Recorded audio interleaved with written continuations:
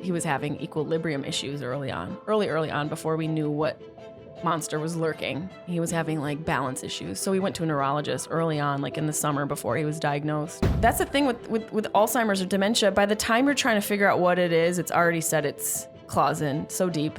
And you're just seeing the ramifications of what it's been doing to the brain for 2 decades.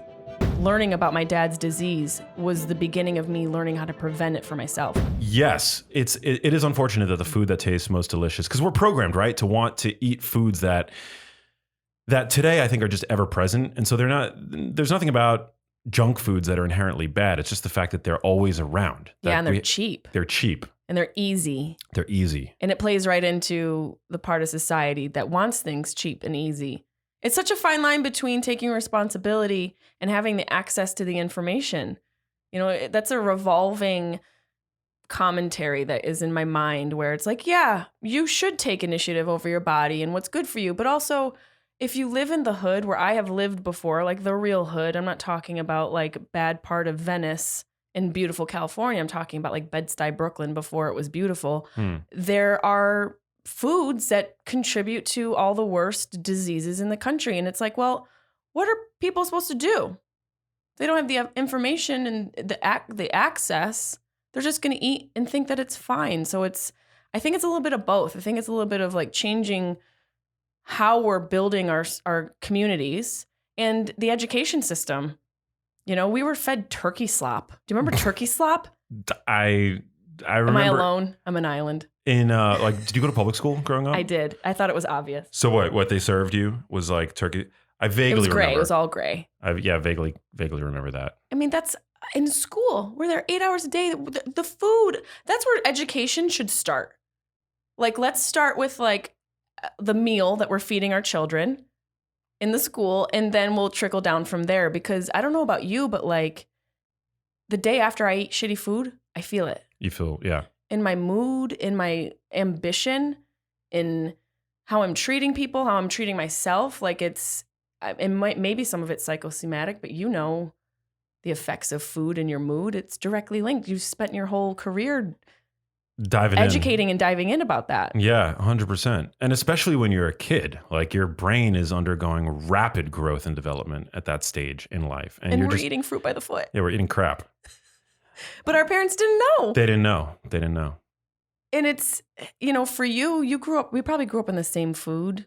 Yeah. I feel like as long as a food was fat-free or at least low in fat, it was good for you. Yeah. Right? You could eat like, just go to town. We just would pile up on it. Fat-free Fig Newtons? Fuck yeah. You're welcome for that alliteration, by the way. Did you grow up with that? Like the whole like fat fear? Yeah. Fat phobia? Absolutely. If it's got fat in it, it's bad. You need skim milk. Fat-free cookies. Good for you. Yeah. Oh yeah, you can have more. They're fat-free. The Snackwells phenomenon. The Snackwells. Yeah. Oh my God. They were low-fat, fat-free cookies. You had a free Which is pass. Like a healthy relationship with an abusive alcoholic. It doesn't make sense. Doesn't make sense. It's not real. Yeah. And that was decades. And you're right. Like, I didn't even think about, you know, I've had the conversation with Dr. Daniel Amen about marijuana on a formative brain and a developing brain. Luckily, I skipped that portion of my life. I started marijuana like 6 minutes ago. That's just because it's when I start during the day. Was it a COVID thing? No, I've been smoking marijuana for the latter part of like 5 years. But it's got to be the same effect on your brain eating terrible foods in those developmental years. I can't even imagine what the contributions are to mental illness. You know, all the ADD and autism and arthritis that children have, like all those things that are developed. How are we still here in this society where McDonald's are everywhere? We're going to hell.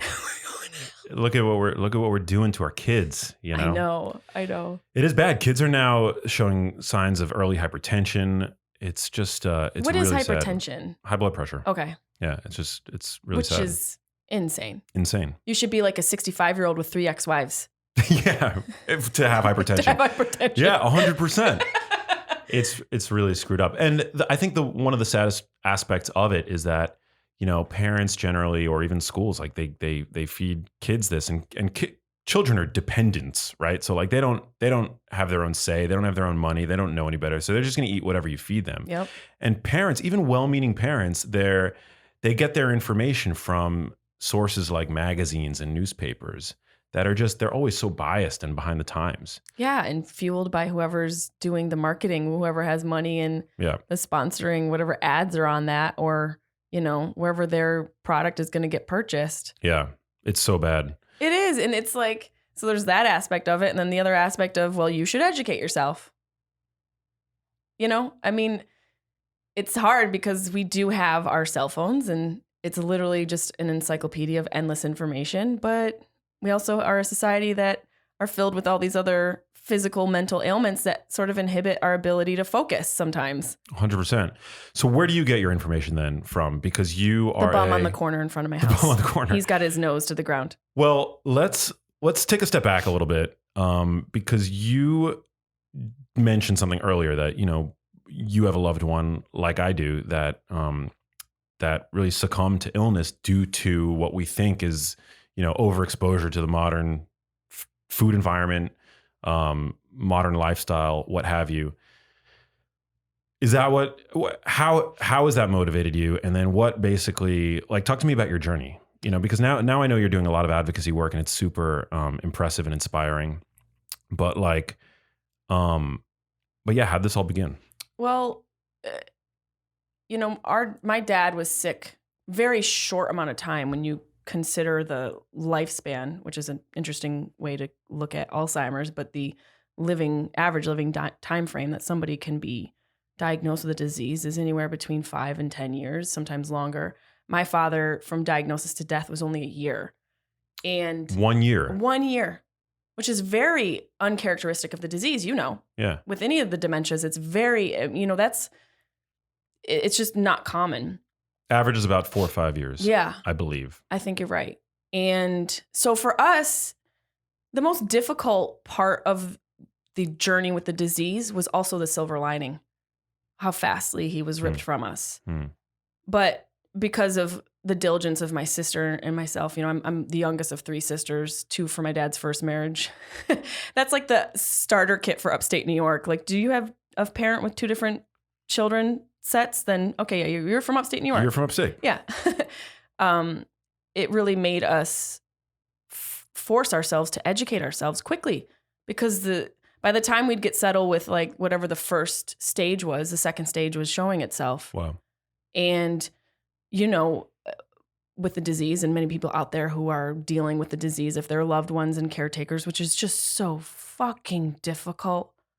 And I want to say this for anybody out there listening who is dealing with a loved one and being the caretaker of somebody who has a neurodegenerative disease or some disease like this where it is imminent and literally death is just around the corner. It's just inevitable. Please know that if you make the decision to put them in a home or have somebody else care for them, it doesn't mean you love them any less. It's a very difficult process to be in that moment and in that environment with somebody you love and care for them. And I know you've been in that scenario. But with my dad, it was just so fucking fast. It was just so fast. And by the time it was over, we were like, what just happened? and there was so much frustration in dealing with like the doctors and the medical industry as a whole. And this is in no way knocking doctors or nurses or anybody who's in that field. It's a very selfless career. It's really difficult. You have to lose people. You have to tell people they're losing people. I appreciate the work that they do, but like any industry, there's huge failures. There's huge gaps in it. And there's massive amounts of information that's untapped because of the way it's always been done. And because they were educated a certain way and they think that their education is stopped. I don't think there's any industry besides technology where furthering your education could be more imperative to the outcome of your I was going to say customers. Well, ironically, yeah, it is kind of a customer business situation. That's the problem. There was a lot of frustration with the beginning of the disease because you don't know what you're dealing with. Are they just forgetful? We would chop it up to dad just being dad for years. Wow. We were like, oh, that's just, dad being forgetful. Little did we know it was the disease had been there for a really long time. And we didn't know because, as you and I both know and talk about, we grew up thinking that Alzheimer's and dementia were a normal part of the aging process. And it's not. It's a disease. So he had memory problems for years before he was diagnosed. For years. And that during that time, had you been seeing doctors, neurologists, or? No. No. Not one. He wasn't even on any. The only thing he was on was like an antidepressant. He was on Prozac. I think he was like the poster child for Prozac, like the first one. Wow. He was popping those things like Tic Tacs. But well, it's interesting. I mean, depression is a risk factor. Yeah. For dementia. How old was he when he was diagnosed? He was 80. It was on his birthday. Wow. It was on his birthday that we figured out something was going on. I think he was about 80 or 81, and he died when he was like 82. Wow. Yeah, which, is, and people look at that like, oh, that's a good life. Yeah, it's a good life. But to lose him like that kind of sucked. To have the last memory of your father be him not remembering you, it's terrifying. And it's something that when you're dealing with doctors early on, when they are just like, we don't know what to do. We don't know what this is. How can that be? There were so many questions like, how do you not know what's going on? There was one thing early on that happened that I've spoke about where he was a very functional alcoholic. Your dad? Oh, yeah. Wow. Day drinker, overthinker. He loved his vodka sodas. He used to drink them at the change of pace. The way he would count the drinks he had was he'd keep the same glass and everything in it, and he'd just count the limes. He'd count the limes. He would say 1 lime per drink, and by the time the glass was filled with limes, he'd go home. Wow. That is, I guess if you're going to drink that much, that is the more eco-friendly way of doing it, right? Thank you. My father saved Mother Earth. My dad was the original environmentalist. You're reusing your glass. I'm Go just fuck saying. yourself, Greta Thunberg. No, I'm just kidding. You're a really nice girl. I honestly, it was so frustrating because he was having equilibrium issues early on, before we knew what monster was lurking. He was having like balance issues. So we went to a neurologist early on, like in the summer before he was diagnosed. And she was like, well, you probably are dehydrated because of your drinking, and you should probably stop drinking, but you can't do it cold turkey because you've been so dependent on alcohol for so long. So he just is a stubborn Italian. I don't know if you've had a lot of experience with Italians. No, although I'm a Jew from New York, and so there's some sort of cultural overlap. Mm-hmm. Maybe you could speak to that, but there is. Yeah, it's like tightly knit families, yes, strong traditional like roots. Yep. There's a Jewish stubbornness that exists, much like the Italian stubbornness. Yeah. I think those things kind of overlap. Well, he was a severely stubborn individual and decided that a doctor with a degree didn't know how he should stop drinking, so he went cold turkey. And that exacerbated everything. Like within a month, he was a totally different person. Wow. He had become reclusive, unshaven, which is not like my father. My father was like, he grew up watching his dad trim hedges in 3-piece suits. My dad was like, put himself together. Even though he looked like a hot mess, even when he was together, he put himself together. He was just letting himself go. And that's when we were trying to figure out what it was. And that's the thing with Alzheimer's or dementia. By the time you're trying to figure out what it is, it's already set its claws in so deep.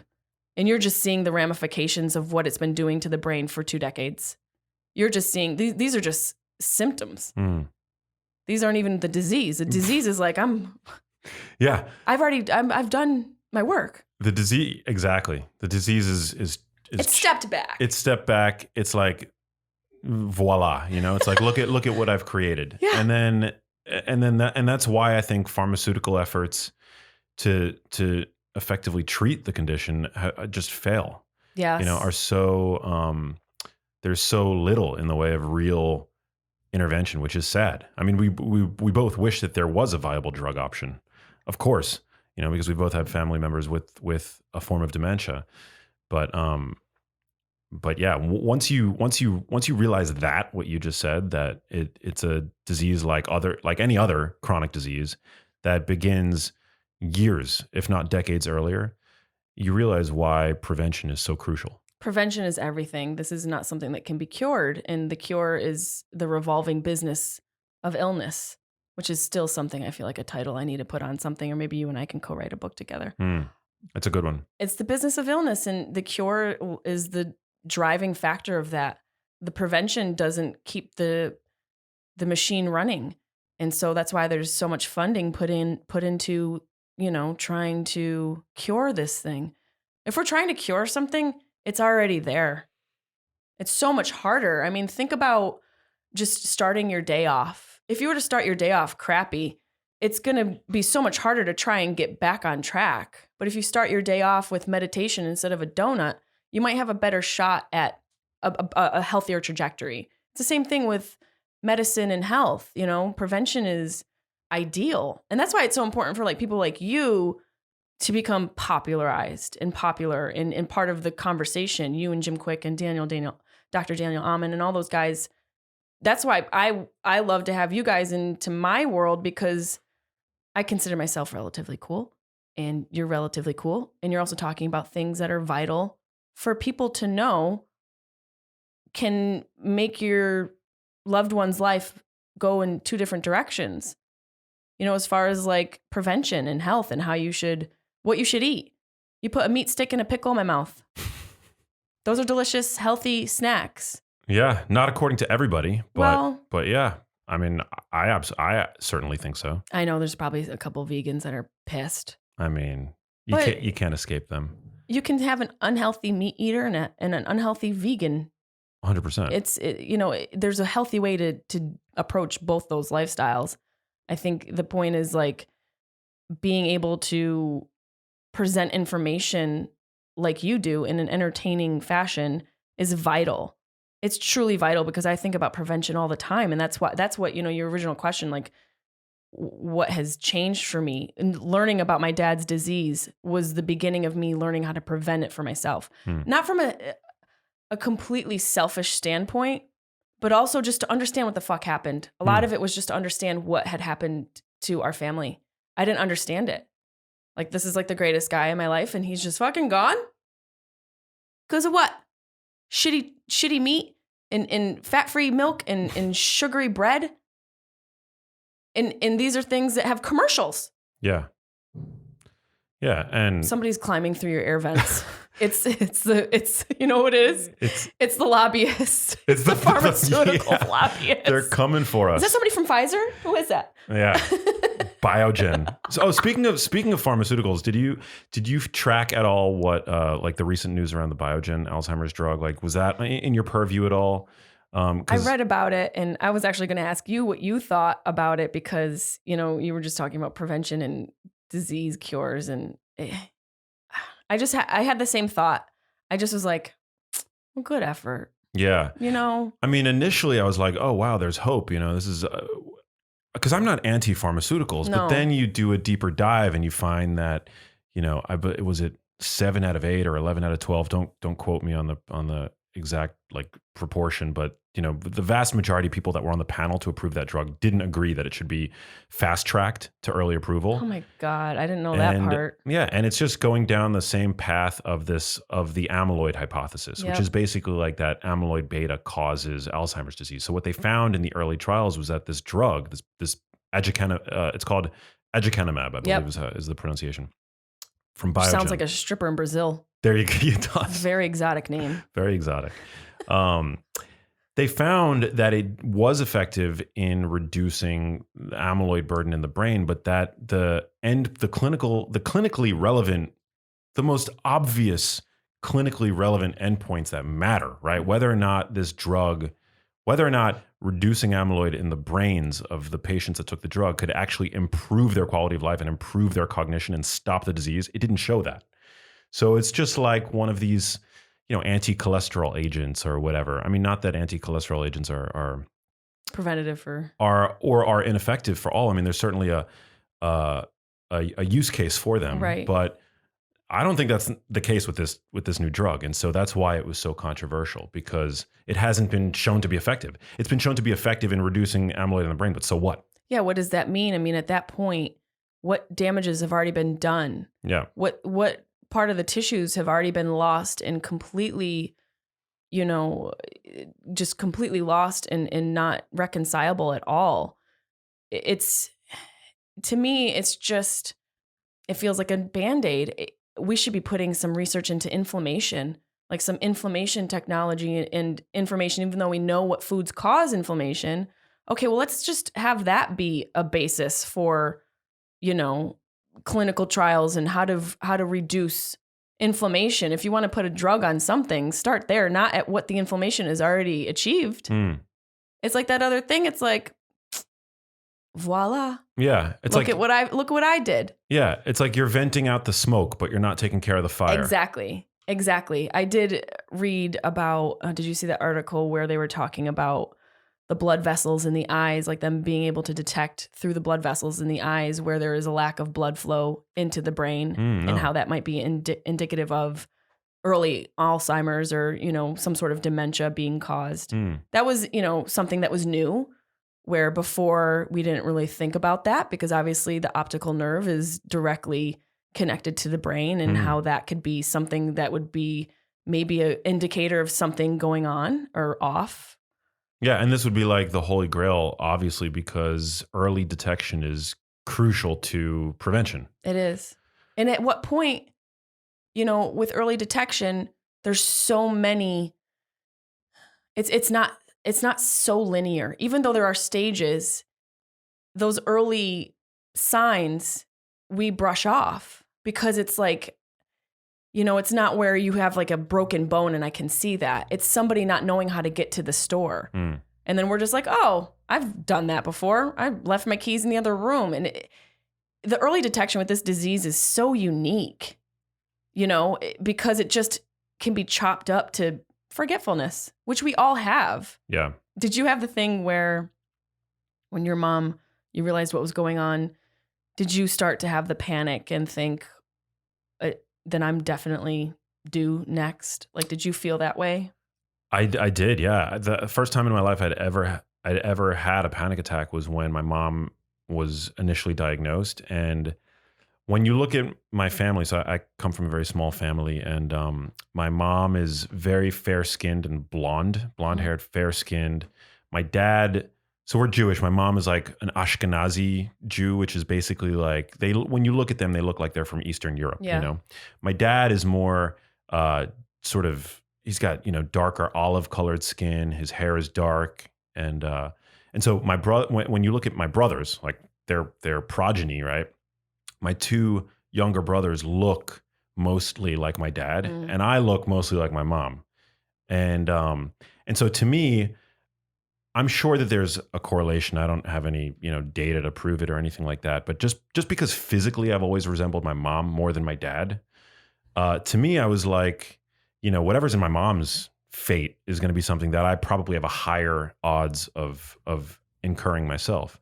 And so then, yeah. So, I mean, from that day forth, I realized that I had a major risk factor for developing whatever it is that my mom had. And my mom didn't have Alzheimer's disease. She had a rare form of dementia. She had a slew of other health problems as well. She have Lewy body? Lewy body dementia, yeah. Lewy body. That's my guy. That's my friend. Lewy body. Italian. Hey. It's a little shop down the street. That's the auto body shop. You've got to laugh, folks. You gotta. It's yeah. I was looking at Deb because everyone has said that I look just like my dad, and I sort of thought the same thing. Like my mannerisms, my sense of humor. I mean, a lot. Also, when I'm with my mom, well, not anymore because she's dead. I'm only with her in my dreams now. But when I was with her physically, I would look like her as well. So it's kind of this weird thing, depending on who I was with. I look just like them. So, and now both of them are dead. So I'm like, oh well. I'm just waiting. What's waiting for me around the corner? Well, I think you've definitely set off on the right path. So you've now become more conscious of diet, lifestyle. What were some of the biggest, like in terms of diet and lifestyle, paradigm shifts for you? Like, what are some of the things that maybe the misconceptions that you had about food that were challenged once you started doing this research? Aspects of your lifestyle that you were like, got to stop doing that. I think mainly it was sugar. Even though I kind of always, I mean, the blanket statement, sugar's bad for you, that doesn't really dive into what it does to your body. And, for me, learning that I literally have attention deficit disorder and ADHD, realizing the role that sugar played in that. Also, that the standard American diet, wasn't so great. I grew up eating white Wonder Bread and yellow cheese and whatever meat, any meat. Is that meat? We don't know. It's gray. Well, let's eat that. That looks delicious. Sloppy Joes, canned meat, and Vienna sausages. God bless my mom, but what the fuck are those? Spam? What are those? Yeah. It's chemical meat. Is what it is. And Spam, I know culturally, it's a very popular meat. I believe as Hawaii. I think a Spam is a Hawaii situation. I could be wrong. Gross. Double gross. All this food that we sort of grew up on, just the canned, packaged, processed food being so bad, it made me look back at everything that I was eating and had accumulated up to that point, because we're talking 35 years of food. That's, if you're lucky, a third of your life. And that's an ambitious number.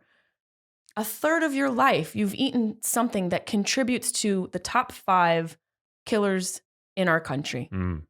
Go America. Yeah. And we're seen as hippies and people who are on, sorry, did I just spit on you? No. You don't have COVID. We're like people on the fringe because we want to not get diseases and hypertension and Alzheimer's and heart disease and all these things. The biggest thing is the type of meat I put in my body. Meat, fish, any sort of, animal protein, I'm really picky about. And if I'm hungry, I've learned to fast because, traveling is coming back now. I travel for work, and as you know, because you travel a lot as well, when your books are coming out and things like that, you do press tours and press junkets. Food it is very hard to keep consistent when you're traveling. And so to avoid doing like some sort of lizard crawl across the parking lot of a Walgreens because I'm sick off of Denny's pancakes and bacon, to avoid doing that again because I'm so nauseous from the disgusting food I've put in my body, I've worked on fasting, and I've worked on being able to, if I can't get to food right away, being okay with 24 hours of no food.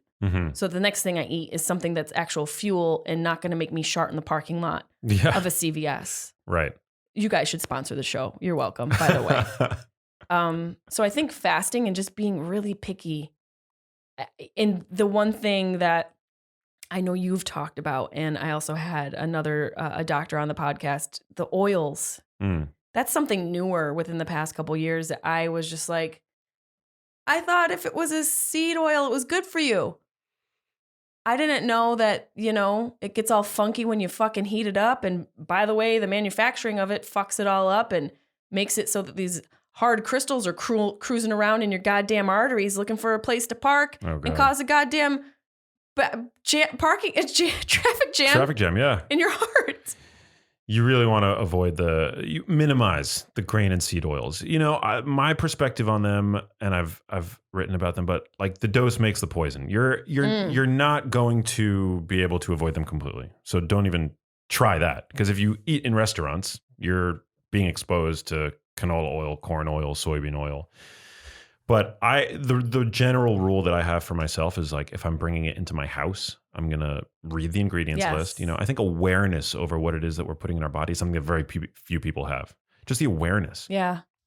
You see a lot of people at Whole Foods. There's a lot of reading in the aisles of Whole Foods. A lot of bitches that are just like, okay, what's in this? There's a lot of reading. It's like a library for healthy people. It is kind of. Like, what the fuck is in this? But think about, like, I wouldn't buy anything that I haven't already read the ingredients to. Right. And that's the other thing that changed a lot for me. Reading the ingredients. Yeah.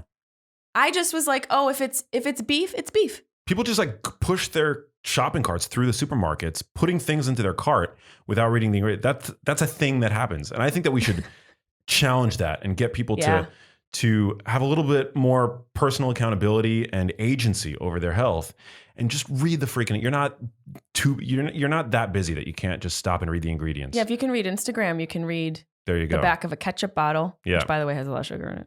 It's all high fructose corn syrup for the most part. It's There's delicious on French better fries, which you brands. shouldn't eat, but also contribute to a lot of issues and heart problems. But they're delicious. ketchup is I good. love French fries.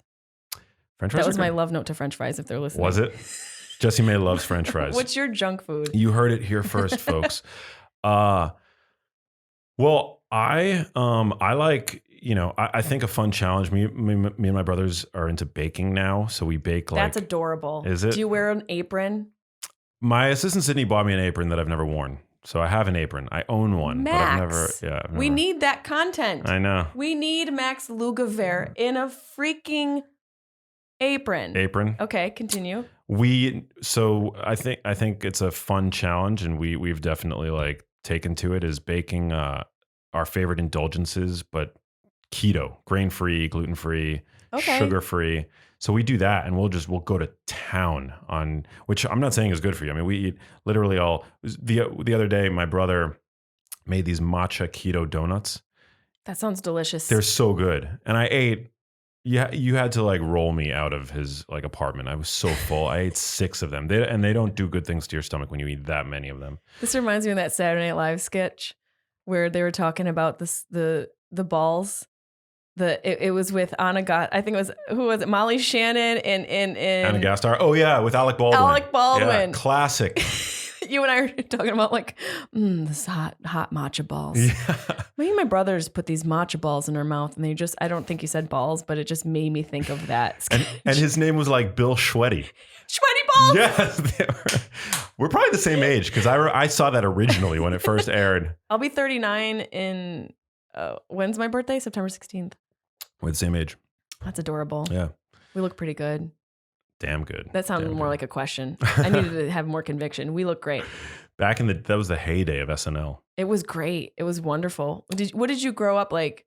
What were your shows as a kid? Because we had like programming. Yeah. Do you remember TGI Fridays? Vaguely. TGI Fridays, vaguely. Step by Step, Full House, Family Matters. Oh, Full House for sure. Oh, I was a huge Full House. Happy Days. Happy Days. See, I never Big watched Happy Happy Days, Days. but it was on. Who was your crush on Full House? Who did you crush on? Oh God, I forgot her name. Candace Bergen? I think Or maybe was it was. that, no, that's I think. that's a Candace Bergen. What's her name? Wait, wasn't it that? That was the act? No, it wasn't her name. I don't know. Candace Burke. No, is it? You know who I'm talking about. DJ. Cameron. I don't know if she was my crush. Jodie Sweetin. I think it was the older one. Yeah, that's a sister, DJ. was DJ had long, beautiful hair. Yeah. Yeah. I think it was her. She was a babe. I loved Saved by the Bell. Oh, so good. And when I would get home from school every day, I would watch DuckTales. Oh my which I God, freaking- DuckTales! Yeah. I can hear the song in my head. DuckTales. I used to love that show. We're getting far from the path here. We are. This is my fault. I smoked a joint on the way over here and ate a meat stick and a pickle. It's my fault. Snacks and marijuana. Saturday morning X-Men. Oh, yeah. There was like a couple months. I think they canceled the show or something or whatever. I just remember watching it just for like a few times, but it was like my favorite. We grew up on junk food and TV. Yeah, junk food And and look TV. at us now. Yeah, somehow. Telling people to not watch shit and eat shit. I know. Well, we know more now. Which I think is incredible. In part thanks to the proliferation of podcasts. Yeah. The internet. There was something you mentioned that I also experienced. You mentioned panic attacks. You had your first panic attack. Yeah, when my mom was first diagnosed. And because I experienced that as well with my dad, and I had many of them in those years of him, well, the year of him being sick and a couple years after. How did you only have one, and how did you deal with it? Like, because it's something that people have, it's very common, but people don't really talk about it a lot, and they're terrifying. Oh, yeah. You literally think you're dying. To me, it felt like if you have a white sheet of paper and you have like one of those old fashioned pens with the ink wells and the ink well spills and suddenly it's just like the whole page is, engulfed by black ink. That's how I felt in that moment. Damn, that was very prolific. Yeah. Jesus. You have something called air hunger. You feel like you can't catch your breath adequately when you're having a panic attack. And it was very pronounced that time. For me, it was at the Cleveland Clinic in Ohio, which is where my mom, was first prescribed pills for both Alzheimer's disease and Parkinson's disease. And so for me, just consulting Dr. Google for the first time and learning that, nobody's ever survived Alzheimer's disease, Parkinson's disease, can kill you, does kill you. That was just, especially for my mom, who was so young and youthful. I mean, my mom was 58 when she was first diagnosed. She had all the pigment in her hair. She was a vibrant, middle-aged woman, but still had all of this life left to be lived. And suddenly I started to fear for her life, and that there would come a day sooner than I had ever thought that she would be taken from me and my family. And so just the all of those feelings and the feelings of helplessness and hopelessness, those just they just rushed in. Yeah. And it was very overwhelming. And that, I think, that to me was what spurred the panic attack. And then since then, I mean, I definitely had bouts of depression and anxiety. My family situation was incredibly stressful, especially towards the end. But I had moved back to New York to be close to my mom. And my whole life at that point was in LA. I had a girlfriend in LA at the time. I had some of my best friends in the world were in LA. I didn't really have anybody in New York other than my family, but I sacrificed my friends, my adult life, my dating life. Sounds about right. Yeah, to go back and to be with my mom. And the 5 years that ensued were just, I mean, there were obviously some very positive moments, but it was a combination of me focused on trying to find answers, research, figuring out what I was going to do with my career at that point. And that was it. But as you know, and I wasn't my mom's caregiver, but whenever somebody is sick in the family, it's just a very stressful environment. And so it's so heavy. Even the smallest thing suddenly can become like a fight. I remember I love my brothers. I would get into these I was living with one of them. I became roommates with my youngest brother, and also not fun to do when you're in your mid-30s. And having to deal with your brother and the smells and noises. Yeah, all those things. But I would remember, I would get into these like little fights. I was so stressed out at the time. I would get into these little fights about stupid things, the kinds of fights that you get into with your roommates, like who ate my food that was in the fridge. And they would almost make me want to cry. That's how emotional I would get from these stupid things. And the emotions were never because of the fight that I was having with my brother. They were because of everything else that was going on in my life at that time. And it was all about my mom and the stress that we were all facing and the reality that we were having to contend with. So it changes every fiber of your life. It changed for me. I'm wondering for you too, and I think I know the answer, obviously, but it changed my motivation. It changed how I stepped out in the world and how I looked at people. And that's it's a hefty price to pay to get that perspective. But that's what changes everything moving forward into a better direction. Being humbled and having something so terrible happen to you that you literally either go one way or the other. And either one of those directions are basically love and fear. Which way are you going to direct your ship? Because however you direct your ship is how other people are going to direct their ships who come in your path. So it takes a concerted effort to keep steering in that direction of love. Not that fear isn't useful. Not that it's not something that can be manipulated into a motivation towards love, but it takes a lot more energy to do that and a lot more practice.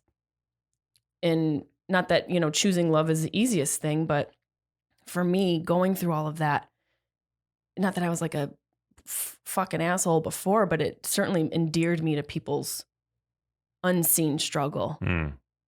And how you're talking about having these little fights. Think about people who you cross paths with on a day-to-day basis who are like that. Yeah. It's a majority of people who are just kind of on edge. Yeah. Because they're going through this shit. Mm-hmm. And to just consider that before you open your mouth or whatever, that takes a lot of energy. Unless you've been humbled. That's your foot forward. So the price of losing him was a lot, but it gave me the motivation to want to do things to make other people's experience better. and not from any other desire other than just that. I think, I'm somewhat of a sympathetic and empathetic person. I know Hitler was terrible. This is a big jump. Talk about segues. You're good at them. Some terrible shit happened to him. And I think knowing that can really dictate, funny word, because he was a dictator. There you go. But it can really dictate how you go about your day. Not that we should have treated Hitler nicely. I think he probably was a bad example. Oh, well, I mean, obviously evil person, but totally evil, but bad things could still have happened to that person that you can acknowledge. What makes someone evil? I'm going to tell you, probably not being breastfed long enough. It's a good point. Not that it's a science. Please don't quote me on that. But I'm just saying, experiencing something like losing my dad gave me a perspective of love. Yeah. I guess I could have just said that. It was a long way to get there, right? Very elegant. Very elegant way of. Thank you for not judging me, Max. Yeah, no, it's a safe space. As I now said. that I know that you thought Candace was cute, I might have a shot.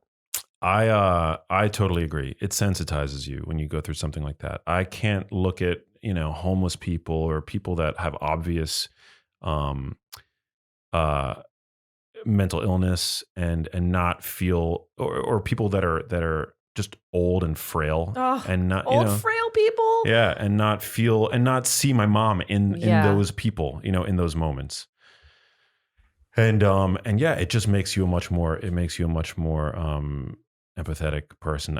That's why I've said in the past, in a way, it's a privilege. I mean, it was the worst thing in the world to have happened to me, to have happened to you, and I would give it all back to have my mom back and in good health. But in a way, it is a privilege because you get to see the world through a new lens, and I think it helps you to be. I think it helps you to. I'm not a big believer that there's an inherent meaning in life. The meaning of life is the meaning that we create. I believe that. And I think it helps you to, it helps accelerate the arrival to that sense of like, I've found the meaning, which for me is service, to be kind, to help teach others what I know, to help share my meat sticks and pickles with the world. Sorry, you're making a really beautiful point. I couldn't resist the comedian in my. I know. I like it. I like it. Can I ask you a personal question? Yeah. This is something I've experienced. I'm wondering if you experienced it. This, like, all-encompassing at night, like when you go to bed after losing them, just this like fear of abandonment, like completely, and like just sheer terror. Did you ever experience it, like right before you go to sleep, and then that's how you go to sleep, is just in this sheet of sheer terror? Did you have that at all, or was it just the thing that I got? After they pass. Yeah, I definitely I had a very strong attachment to my mom, and some would say that it was maybe too strong. I'm in therapy now, actually, to try to unravel some of the shit, that I think, all of our parents are fallible, and I think that's part of getting older. You realize that your parents aren't perfect, but and so, my mom was an amazing woman, and I loved her, obviously to the end, and I still love her, but yeah, we had a really strong attachment that like I don't have with anybody else. I'm not as close to my dad as I was with my mom. I'm very close to my dad, but I was, me and my mom, I think, had like a unique bond. I was like the firstborn in the family, and I looked like her. So I don't know.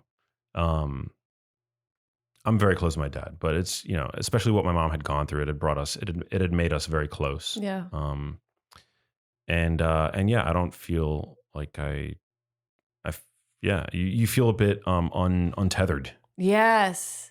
That's what it is. Yeah, that's a perfect word. Yeah. I just got the book An Untethered Soul. Have you read that? No.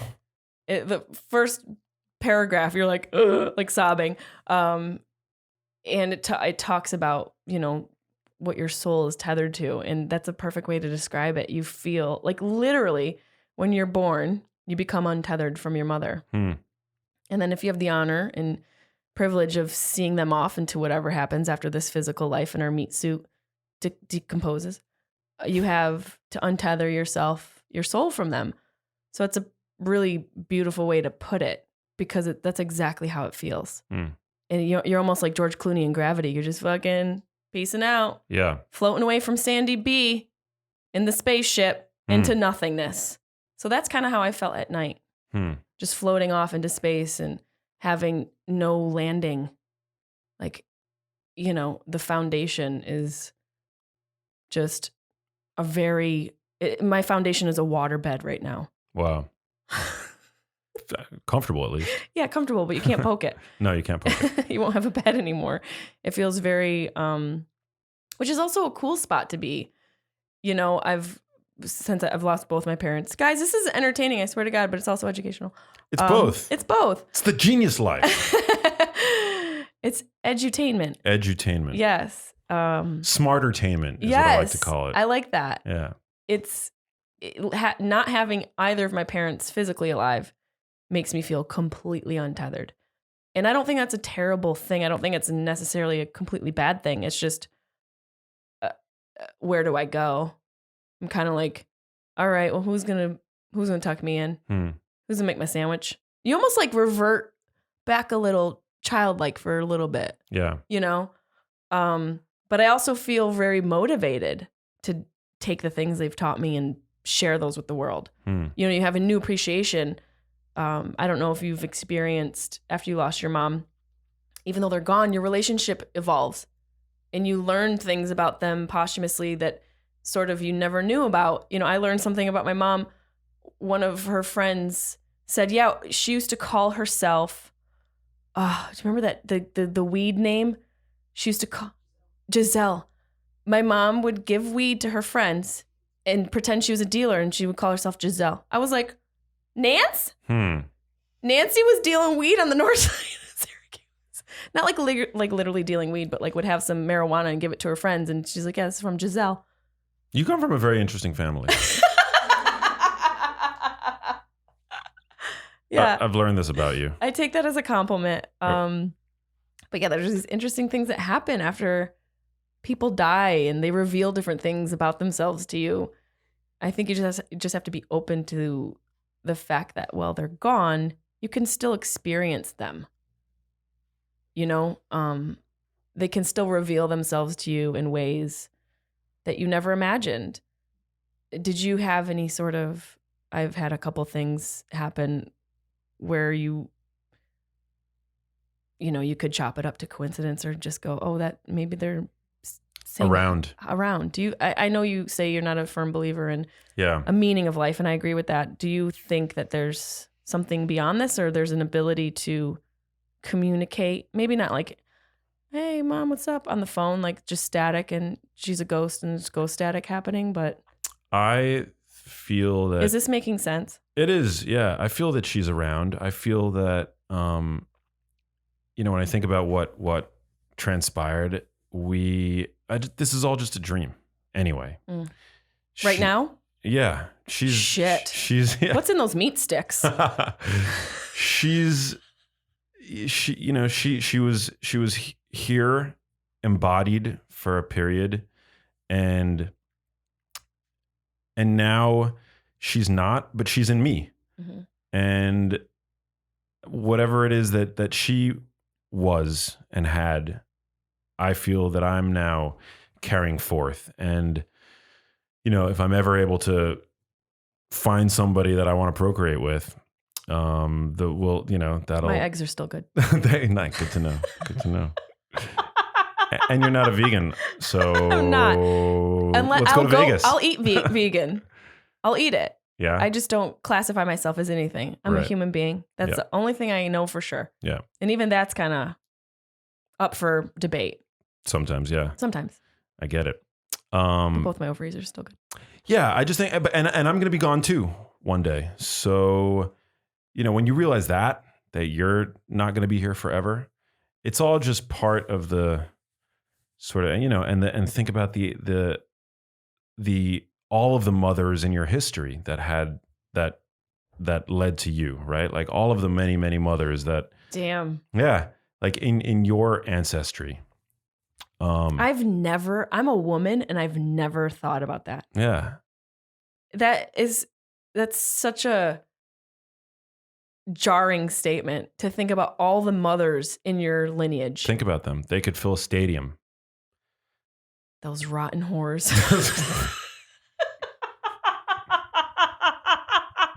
Guys, we have to laugh, okay? Just a little bit of levity. It's good for the soul. It really is.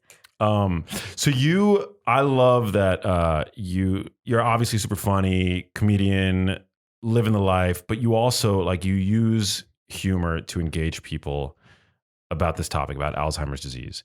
You scroll through your Instagram, it's like you're thirst trapping, but then you read my favorite. Yeah, but then you read the caption and it's like you're drawing people's attention to Alzheimer's disease, which is amazing. Is that something that you feel like you're going to be doing for the long haul? Oh yeah, I'm going to be 80 showing my titties like, hey, by the way, proper hydration is good for your brain. And your brain is like one of the most important things in your body because it does everything. So before you pick up that tequila, have a drink of water and then maybe a little bit of tequila. I think the thirst traps they're vital. One time, I don't really read comments. It's something that Rogan taught me well. I read a comment that said, like under one of my thirst traps, like, oh, what's the point of this? You're just showing your ass. And I was like, did you read the caption, Johnny? It's just information. It's the whole point. Why not? And if you've got it, flaunt it. Why not? Thank you. It's a compliment. That was just a little compliment right there, guys. You see, Max was just trying to say that was cute, and he said it. There you go. Very professionally. It was I double tapped on that. But you got to use what you got to get what you want, and what you want, which is so noble, and which is what I admire, and why I've had you here. Other than the fact that we're friends, you're using your platform, which is substantial, to draw attention to this incredibly important topic, and particularly to seat it amongst an audience that typically is just not thinking about their brain health. No, which is why I got motivated to do what I do. So we're very similar in that capacity. Yeah, it's, because education is an interesting thing, the way it's delivered. And that's one of the beautiful things that's been birthed out of our generation right now, and more so recently with technology and social media, is that the form of entertainment, education have merged, but the bite sizes are smaller and the retention is smaller. A lot like what Jim Quick talks about, we're just forgetting stuff because we're getting so much information. We're not retaining as much. So it's kind of like this double-edged sword of this over accessibility matched with this attention span issue that we're having. But there's a sweet spot in there, and the thing that I want to do, the thing that drives me is to break the stigmas, because I believe the stigmas are more at the further end of prevention than the end of a cure. The stigmas of aging, having your forgetfulness and all of this be a part of aging, that's up here. We need to take that out of our conversation. And the conversation of having accountability for what you put in your body. Yeah. I mean, all of this is stuff that you think we should know. But when it comes to how it's delivered, I don't know about you, but in school, I was very poorly. I just didn't have the capability to learn because of the way I learned. I wasn't able to retain because of the way I was taught, because of how my brain works. And so now I want to prevent any sort of just the process of losing somebody to this disease. I want to prevent that. I want to do whatever I can to have somebody go, oh, okay, well, tomorrow I'm going to choose this as opposed to this. Just those little minor changes. And also, I think on the other side of it, because it's not like we're going to be able to prevent everything. Mm-hmm. And I am a firm believer, as brutal as it is, that balance is key in life, and death and disease are just a process of a balance within Mother Nature's life and how she, rules the planet. That's just how I approach everything when it comes to things. When, diseases and things occur, yes, there is a preventative aspect, but there's also a balancing act happening on earth that we have no control over. There's that aspect. But if I can also let somebody know that on the other side of this, most terrible thing that'll happen to you in your life is life and not just survival, it's thrival. I'm all for that. I'll be called cheesy. I'll be called whatever. I don't care. If what I do makes somebody else feel like they can get through it, that's my contribution. That's something that keeps me going every day. And both of my parents were so amazing in that the way they treated people. Like my dad talked to everybody. He joked with everybody. Like they were the same person. Like he didn't see color. He didn't see class. He didn't see gender, identity, nothing. He was so pure in that and had such a beautiful way of communicating with people. And my mother worked for the union for years in Syracuse, and she fought for people's rights. She made people understand that they deserved more than they thought that they deserved. And unrepresented people. And so those two things are things that if I can put an iota out of what they did with their lives, then that's my contribution. That's, my part. I can't do brain surgery. I'm terrible at math. I can train dogs and I can paint and I roller skate really well. But as far as like making a difference. Ass pics. I'm adding that to the list. I have a really great ass. Sydney said yes too. Your assistant said totally. It's the Trojan horse, Yes. I got nothing against using a Trojan horse. I think especially in what we're trying to do. There you go. Am I dancing in a shower in a thong in a bra? Yeah. Are you reading the caption? Because I'm just trying to make it so that your nana and your no-no, whatever they call the grandpas. No-no would make sense, wouldn't it? I don't know. Nana and no-no. What do they call grandpas? I wasn't close to either of my grandpas, really, so. Oh, Jesus. Did I just bring up a sore subject? Yeah, I feel like I just turned the room. I was close to one. One of them passed away before I was like old enough. But yeah, grandma, grandpa is what I would. I never like use the term nana. We didn't either. Wait, nana? Nana? Don't you say? Bubby. Yeah, people have these weird Bubby. Bubby, that's cute. I like Bubby. Is that grandma or grandpa? Grandma. Oh, see, I thought that was grandpa. Oh, it's Bubby's for grandma? Oh, that's a little weird. It's a little weird. Oh, it's okay. It's not weird. It's Yiddish. It's different. I just didn't understand. Bubby. That's cute. I'm down for that. Yeah. But yeah, I'll be a Bubby showing my boobies and my booty. Hopefully I make it that far. Do you draw like your OnlyFans fans to like Alzheimer's awareness, or is that like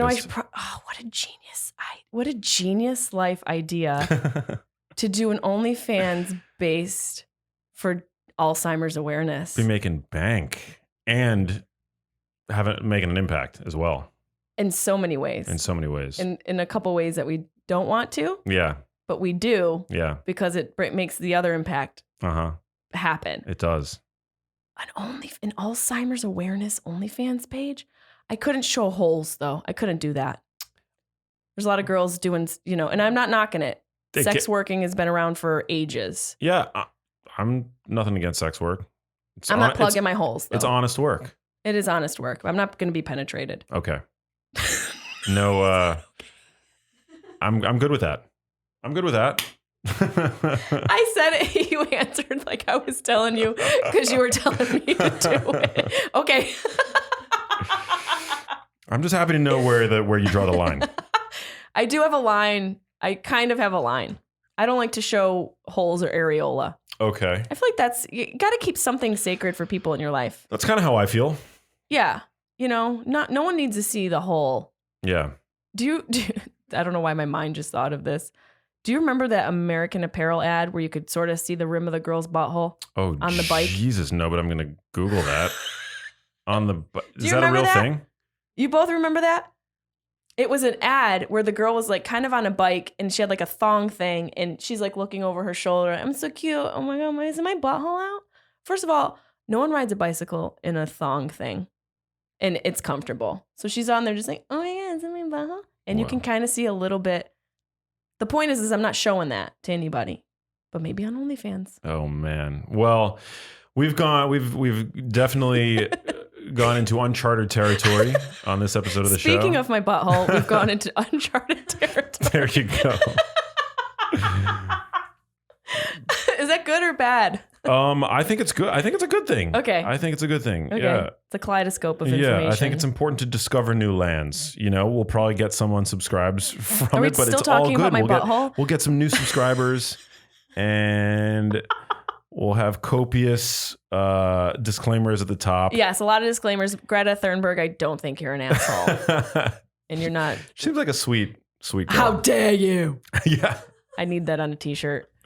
I need Greta's face and how dare you on a t-shirt immediately. That's got to exist. It must. I'll buy you one if I find it. That's yeah, we gotta did exist. we went through a lot of topics. We did. Did we touch base on things you wanted to talk about, or We did, yeah. Okay. We definitely did. And yeah, we have a shared history and shared passion, and we laughed, we learned. This was great. Hey guys, thank you so much for tuning in. If you enjoyed that, you're going to love this. Would you say that food is a major leverage point for people in terms of their mental health these days?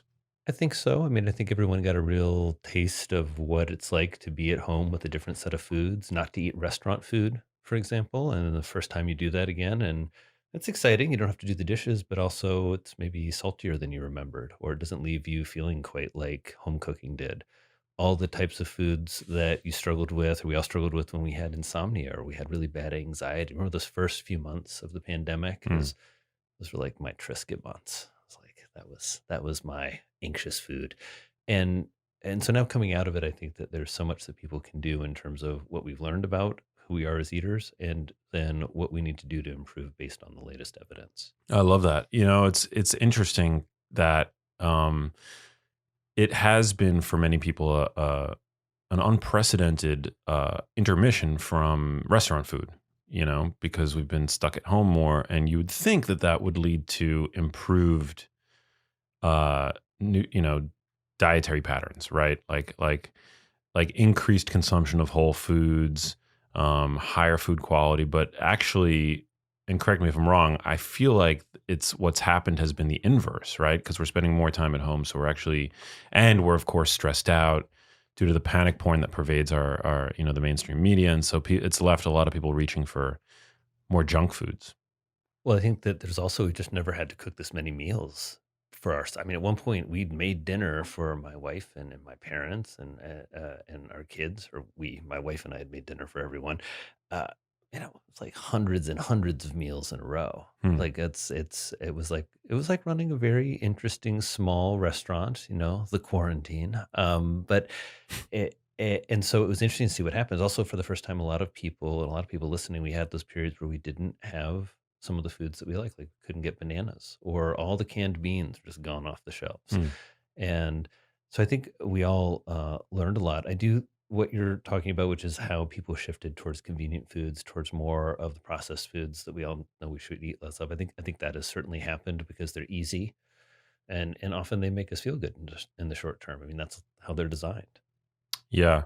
Have you have like experience in the kitchen, right? Would you say you're a chef at this point? You've written a number of cookbooks, and this is my fourth book with recipes, and I'm a parent, so I'm like a chef parent. Like, of the parents, like I like to cook, and I always have, and I don't know that I consider myself a chef. I'm okay. I'm a good sous chef, Max. Like, if we were cooking, I think I'd sous chef for you. I like that.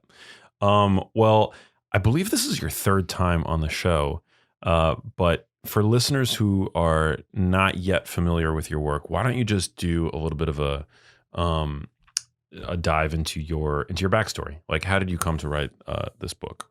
Okay. Well, hey everybody, I'm a nutritional psychiatrist. Maybe to start my backstory, so Max came to my office years ago, and we met. I don't know, not as a patient, just as a friend, and as a person interested in brain health and food. You were working on a documentary then. I mean, this is probably a decade ago at this point, and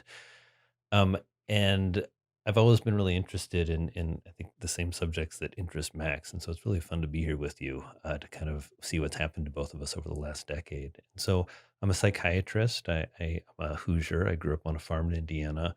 Went to medical school at IU Med School and was the class of 2000. So it's a little spooky for me, Max. I'm feeling my age here. It's been 2 decades since I finished medical school. And then I came out to Columbia, where I've stayed on as a faculty member, and I trained in adult psychiatry. And in my personal life, I was really interested in food. At that time, I was a low-fat vegetarian because that was really what was getting, told to everyone that's really what was going to be healthy in the kind of early and late 90s. And it wasn't really working for me. But also, what's interesting is just that's not stuff you talk about in a hospital and medical training and in psychiatry training. And it was just a kind of notable gap. A lot of data started coming out about seafood, the omega-3 fats, and at that time, I didn't eat seafood, and it just got me really thinking, like, how do we incorporate food and nutrition into a clinical model for mental health? And that's really been like the question I've been thinking about then, really both day to day as a clinician, where you're sitting with patients and you're looking for everything you can bring to the table to help them get better. And it's just like, wow, we don't talk to patients about food. We don't talk to them about depression and anxiety and lots of ways to help with that. I mean, I do everything in mental health. I prescribe meds. I do lots of psychotherapy. We do coaching in our practice. I mean, and I've seen all of those things work, but it just feels like food is one of these foundational things that makes a difference. Imagine you're treating somebody with depression and they're just eating nothing but fast food. They're not ever cooking for themselves. They're not shopping, right? You just instantly begin to, if you're a clinician, see opportunities there. And so that's really in a lot of ways what nutritional psychiatry has been about for me over the last decade is how do we help more people learn about this new science? And then how do we through some of these efforts like the book really help to mobilize folks to make changes in their own life? I love that. You kind of alluded to, or like when we first started talking about how certain mental states can actually dictate, or at the very least influence our food choices, right? Like when we're stressed, we tend to reach for certain comfort foods, right? Yes. Yeah, it's very interesting. But would you then also say at this point, there is a strong enough body of evidence that we can say that the inverse is also true, that the foods that you reach for can influence your mental states? I think the answer is a definitive yes. I think anybody who wants to debate that answer, I'm looking forward to that debate because unlike maybe when we first met, and there was a little bit of evidence, correlational evidence, which doesn't end up meaning a lot sometimes. Now we have multiple randomized clinical trials. We have trials where we take individuals, not me, but mainly Felice Jacka's group, but me is the larger world looking at how do we help people beat depression and anxiety. And the best trial of this so far has been the SMILES trial and the Healthy Med trials. Those two trials, between the two of them, have well over 300 patients where they take individuals struggling with depression who are in some sort of treatment, usually psychotherapy or an antidepressant, and not getting all the way better. So not reaching the criteria for what we call full remission.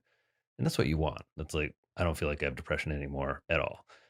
And a lot of patients don't get there with just traditional therapy and meds. And what they found is adding on the Mediterranean diet improves, actually, in the SMILES trial, 33% of individuals went into full remission. If that was a medicine, it would be $1 billion medicine right away. And then a number of trials have followed that. The most recent, interestingly, came out last, what, 2 falls ago now, looked at college students. They just showed them a video, like depressed and anxious college students. It's like, hey, here's how to eat to help your mental health. Eat more of a Mediterranean style diet. Here's what that is. Here's more plants. Here's a way to make plants tasty.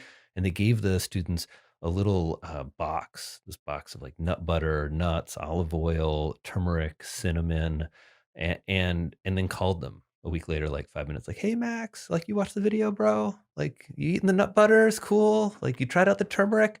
And they called him a week later. And they found that over 6 months, just that intervention, talking a total of 23 minutes, led to significant decreases in depression, anxiety, and stress for the college students.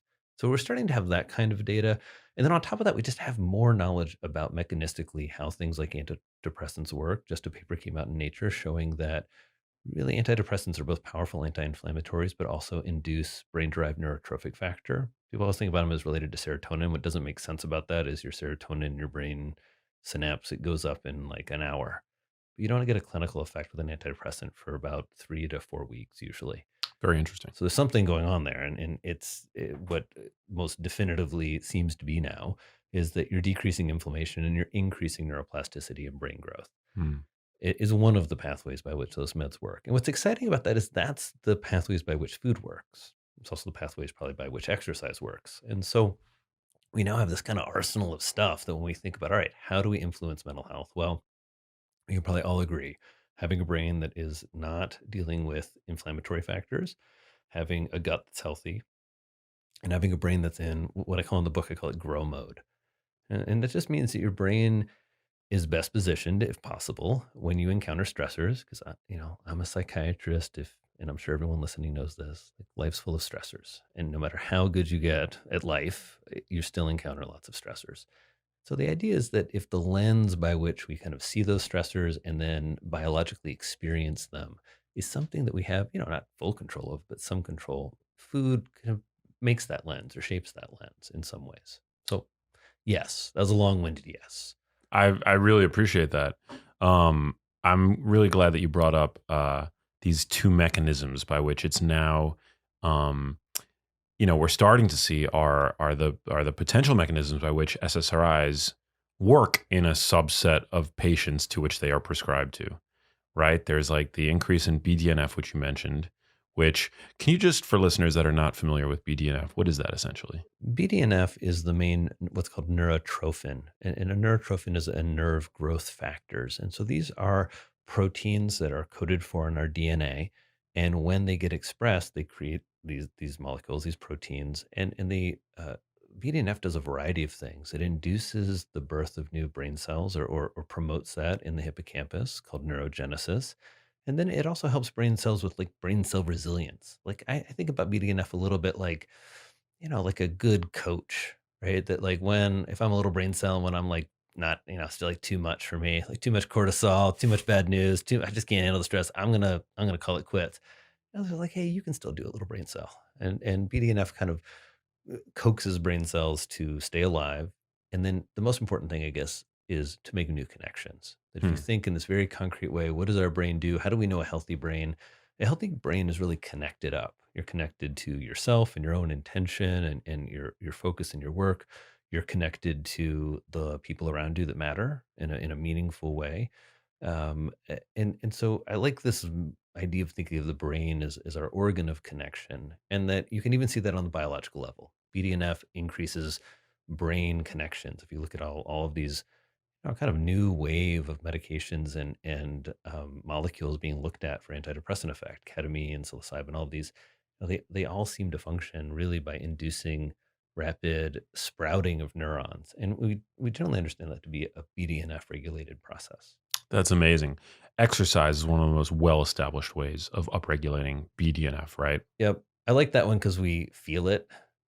Like you get done with it, everyone, you get done with that workout, and not that that's immediate BDNF. We used to think like, oh, you don't feel it that fast. It's like, well, you feel ketamine that fast when it works as an antidepressant. It works within a few hours usually, and so it's kind of remarkable. Um, but yeah, I love the way that exercise, like food, can really be one of those things when you see people get better and beat depression. Not always, you can beat depression in other ways, but that's usually part of the package that people bring to the table. Yeah. Are there foods that you're aware of that can also lead to an increase in BDNF? So the way that we back into foods is looking at the nutrients that can increase or influence the BDNF gene. And Hmm. so I know of six nutrients with significant evidence that they influence BDNF, or there's a molecular pathway by which they do. And let me see if I can name all. There's zinc. There are the long chain omega-3 fats, but particularly DHA. Magnesium. There's actually a paper where they look at the mechanism of ketamine, and they also look at the mechanism of magnesium, and they're pretty close. There's a flavanol, or some of the flavanols, the polyphenols can induce, and there are a couple of different ones of those that seem to be able to help with BDNF. That's for, I'm gonna guess, oh, I think B12, and then I'm gonna guess iron is my last one, but I might not remember Max.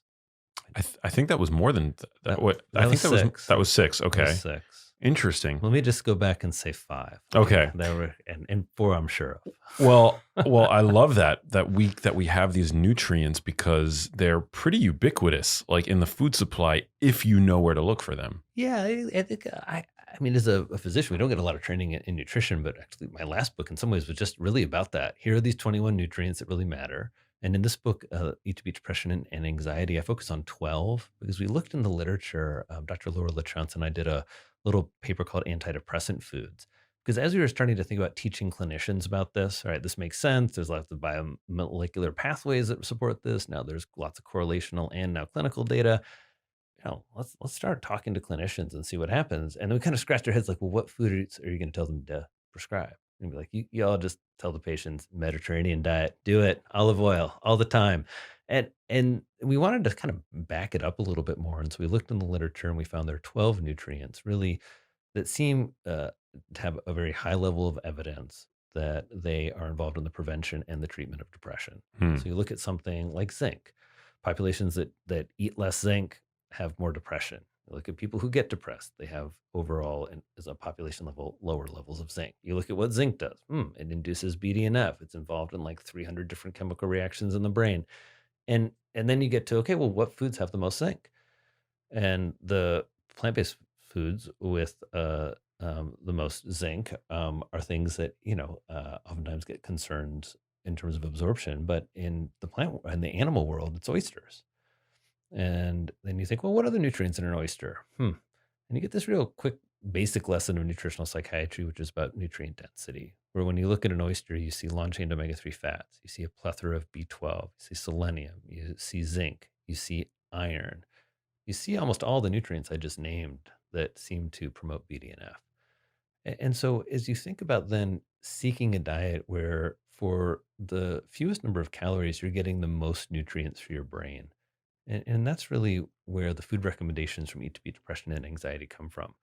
Just taking these foods and thinking, or rather taking these nutrients and thinking, what are the foods with the most of them? How do we help people integrate those foods into their life in a meaningful way? And most importantly, I think the piece that really gets missed, and I do think sets nutritional psychiatry apart, is we start to really then look at food categories. So you don't have to eat the kale and the oysters if those are disgusting to you. As a psychiatrist, I'm really interested in your joyfulness as an eater. There's this chapter in the book called Eat or Heal Thyself, where I just think right now in particular, and I think makes you know this as well as anyone, better than most of us, right? Is how kind of confused people are, how influenced people are, um, how badly people are hurting in terms of really wanting to put their effort into changes in their life and their food that work. And so it's really important to me to present the information in a really balanced way that helps people transcend some of these debates that are not the right debate, that you should eat meat or eat Impossible Burger. I don't think that's the right debate to be having right now. The right debate that we should be having right now is how can we all support one another and ourselves to really get motivated to feed our mental health and feed our brains. I think that's the at least that's what I hope shifts and happens. Yeah. Well, you mentioned oysters because they are very rich in zinc. What are some other foods that are on this list of 12? Is it 12 foods to beat depression? Well, there's the power players in the book, and those are the foods that really I wanted to highlight because they represent food categories so well. So Well, we don't want to give them all away, but we what can about give them all away. This is the Genius Life podcast. I mean, I was thinking on the way over here, I was thinking like how I think all of the all of probably the foods on my list are foods in your books too. I think there's a pretty. I think there's a lot of bias support here, but I'm okay with all the debate going on. I'm okay to be here. This is a safe place. It feels like. It is, and it's okay if there's overlap. And you have 12 foods. I only have 10 genius foods. So you found at least 2 foods. Well, maybe were not on my radar when I wrote genius foods. So I wanna get into. We can go through 6. What are 6 of the? You already listed oysters, but what are some other foods? Yeah, let's talk about some of the other foods that I think are important in terms of why they're on there conceptually. Because again, whether those are the foods or not for you, it's more of what do they represent. Like, why is kefir on the list? It's a fermented dairy product. It's a more liquidy than yogurt. It also has more colony forming units than really any other food. If you look in the sciences, when you're thinking about a probiotic, you'll see it's got 2 billion or 50 billion or 100 billion.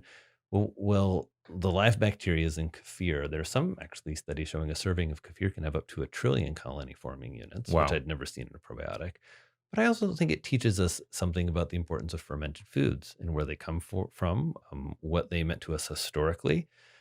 So kefir is on the list, as are other fermented foods. Cashews. Wait, before you go into cashews, kefir, there are a number of different types of kefir available to your average consumer. We have like coconut Oh wow, that's kefir, right. we have Yeah, dairy I know. kefir. Yeah. Is there a preference? What if you're trying to be dairy free? Then I don't think you should drink a dairy kefir. I think that's not going to be good for you. Fair. Is coconut kefir a good second place option? I think so in the sense that as you ferment really anything, whether it's kombucha, you're fermenting tea and sugar, whether it's what do they ferment in the coconut fermented drink? Is that coconut milk? That's a good. Well, Coconut. coconut water has Coconut. sugar in it, so I Yeah. would imagine it's a substrate for some. So I think Sure, that there's those some bacteria out there I be think happy those to are eat that. interesting replacements. I think that one of the nice things about kefir, and I guess why it's on the list, is I think it's an interesting way to be provocative about the dairy concerns that sometimes people have. Because as you ferment dairies, you tend to get rid of lactose. Just like when you ferment glutinous materials, you tend to get rid of gluten. There's actually a study of a double gluten fermentation that removed all of the gluten. You could literally label it as gluten free. Wow. So fermentation's a powerful thing. Hmm. But yes, I think the short answer is if kefir is not your thing, find some fermented foods and experiment with them and see what can work for you. Um, cashews have just been a big part of our house since we started having kids. Because when you have kids, there's this whole like anxiety trip. When do you feed them nuts? And it's like a deep rabbit hole to get into on the internet. And so we started being really strange parents. We started like chewing up nuts and feeding them to our children, like little like kind of like birds, I guess. I don't know. It's gonna horrify everyone, but yeah, that's what we did. And then cashews entered our life just because breast milk tends not to have as much iron. It's definitely by far the best food for babies, but cashews are a higher iron containing nut. So certainly not the only iron containing food we gave our kids, but one of them. Um, some of the other foods on there, red peppers, just looking, vitamin C was one of the nutrients made the list, and everyone goes to citrus. That's a fine choice, but I just like peppers and using them in food, and red peppers just have a plethora of vitamin C. Did you know that red peppers, like all nightshades, have trace amounts of caffeine, not caffeine, nicotine in them? I have heard that, and yeah, I think that's that's one of those fascinating things you see in the plant world, this homology that exists, right? Where you get things like, melatonin in plants. Cherries, Yeah, right? actually a lot of different foods. Cherries have a little tiny bit. Hmm. And they all actually have they all have like picograms. It's like little tiny amounts. But it's just it's fascinating that we think about how intertwined we are with these other organisms and how we share common molecules. It's I think really inspiring. I think it's also one of the reasons I end up being, I wouldn't say a Luddite. I just really trust traditional foods. Is I just think, look, there's a lot been going on that you don't have any idea about, you and me, right? The microbiome. 10 years ago, we wouldn't even mention that word. We were like bugs in your gut, and those wouldn't be part of talking about depression and anxiety. And so I trust natural foods because I think that's where we came from, and that's what our brains have been made out of. And currently, there's a lot of reasons, a lot of things informing the mental health epidemic, but certainly one of them that looks real suspicious to me in the data has been the way that we've changed how we food nourish our brains. Yeah, I couldn't agree more. Um, that's a big rabbit hole to go down. But yeah, I mean the uber hyper industrialization of our food supply, our just chronic exposure to industrially produced toxicants, whether they're endocrine disruptors or heavy metals, you name it. But that's the subject for a different conversation. We were up to bell peppers. But let's talk about some other foods. Let's definitely talk about some seafoods. And that was the book ends with a 6-week plan, really, to try and do what we do in our clinic, which just help people jumpstart their motivation, transcend all of the strange voices we hear in our heads about and on the internet about food and what we should do, and really think about you and your life, where you are, what goals you have, and how you can evolve as an eater. And so seafood is a really important category. Hmm. It is where you find these long chain omega-3 fats. You also just find a lot of nutrient density when you look at salmon or anchovies or oysters or clams and mussels. And so anchovies and wild salmon were the two that I thought were most accessible to people, and really that you can find in very budget friendly ways. There's a Hmm. lot of course, concern about, are these foods accessible to people? That's one of my favorite recipes in the book is the salmon burgers. You ask if I'm a chef, and let me tell you, I feel like the best chef in the world when my children eat these wild salmon burgers because you can do them as little croquettes and they're delicious. You can do them with a variety of different, they're an almond flour or a coconut. I mean, you can really use a lot of different bases. In the book, we make them a couple different ways, a honey soy and a kind of dill salmon burger. But they're in there because of nutrient density, because of the omega-3 fats, and also just because seafood tends to, if you look at all these traditional diets that are really, really healthy for the brain, Japanese diet, a Norwegian diet, the Mediterranean diet, there's just more seafood in there than Americans tend to consume. Yeah, I couldn't agree more. I'm a huge fan of anchovies. I'm glad that you brought those up. They're sort Totally of underutilized, right? There's totally. like we just learned about them in America, like, ooh, like they're on pizza and they stink. And it's just like that's just so, I mean, first of all, that's not true, but It's not true. A lot of people say that about sardines. I don't find that I understand why people have this trepidation to try them. You know that they're a little slimy, but they don't stink to me. I get that. I was really sensitive to seafood. I didn't eat any seafood till I was maybe like 30. And and so I do the way that like they do smell a little fishy to me. Do Even they? salmon sometimes a little for me, just a little. I just think I'm sensitive to fish. I like it all now, but I think it takes a little while to develop the palate. What do you what are some good ways you do anchovies in the house? Oh man, well I find that anchovies in a salad are just game changed. Like game changed. Especially if you there's a dressing that I have in Genius Foods. It's like a nutritional yeast based dressing where it's basically it's extra virgin olive oil, apple cider vinegar, nutritional yeast, salt, pepper, and it's like this like cheesy. And the fishies, don't forget the fishies. Well, no, here's the thing. So the anchovies are not included in that salad dressing just because I knew that it would turn people off. But if you throw anchovies into that, it's just amazing. So yeah. So just but any salad, like make a salad, put anchovies into it. Don't forget that anchovies are generally used in Caesar salad dressing, That which is my amazing. my all kale Caesar salad, my favorite Caesar salad or just salad recipe is the all kale Caesar, lacinato kale, chiffonade. So just roll them up and slice it real thin, and then a Caesar dressing with lots of anchovies. The recipe developer was like, you can't put in more anchovies. It's like I want to put in more. No, anchovies are if you're listening to this and you haven't tried it, just try them. Just make sure that it can be hard to find anchovies in extra virgin olive oil. Yep.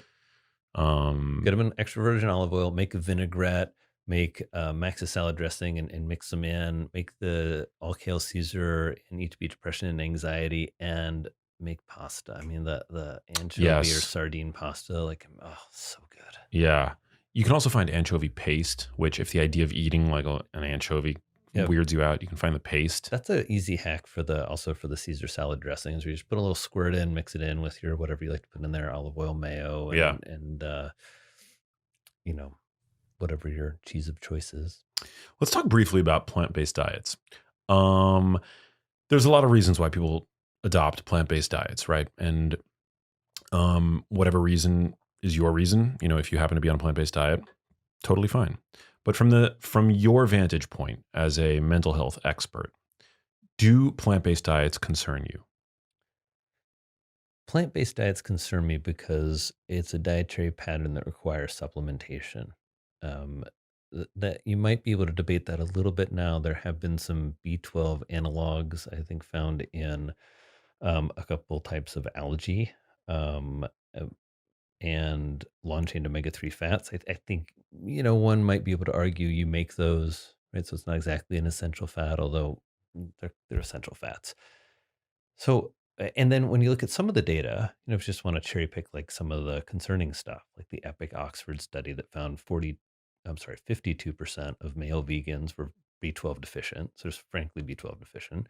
And then 20, I think 3% additionally were B12 insufficient, meaning that your level is normal, but it's so low that it's not really offering you the mental health and brain benefits that a normal B12 level offers. So you can certainly supplement, as every vegan listening knows. So I think that, but it just concerns me. It concerns me to kind of direct people towards a diet that you need a supplement to for. Um, it concerns me because of manure and because of animal husbandry.